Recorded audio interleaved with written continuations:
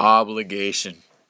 It is a melancholy concept I find myself thinking about quite often.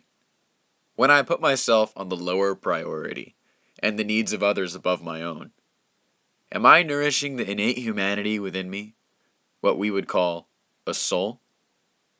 Perhaps I am simply enslaving myself to what I believe can benefit more people. Often in life we are tasked with responsibilities that we are reluctant to do, and we do them sometimes with a sense of chained obligation, bound to the jurisdiction of our morals and beliefs. Personally, there have been many times when I reluctantly fulfilled a duty or responsibility, but there is something peculiar I always find. At the end of the day, when all is finished, one almost always has a sense of fulfillment and satisfaction with what they have done.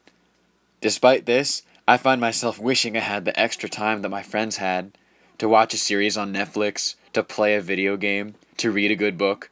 I fumble around with my own jealous desires, searching for time to use for my own leisure. After all the stress and rigor of high school, I gave up trying to make time and began to let it come to me naturally instead. I eventually realized that the spare time spent with others, arranged by others, and for others is what ultimately makes the best memories. It is as if one could wistfully look back on the good moments one has shared and remark that they spent that precious time prudently.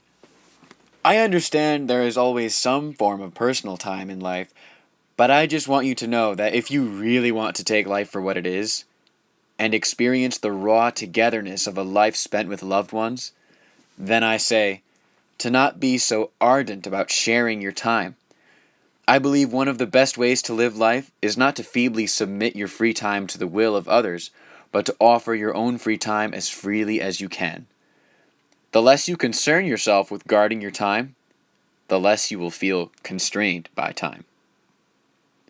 Obviously, the materialistic lies of our society have almost smeared this philosophy from existence.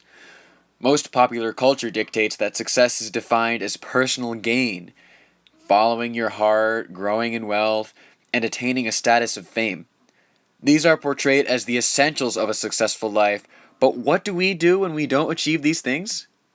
We tend to deem ourselves as failures. But what if a successful life was redefined? Redefined as a life where one gives the best possible support and nourishment to loved ones and does the best they can do each day?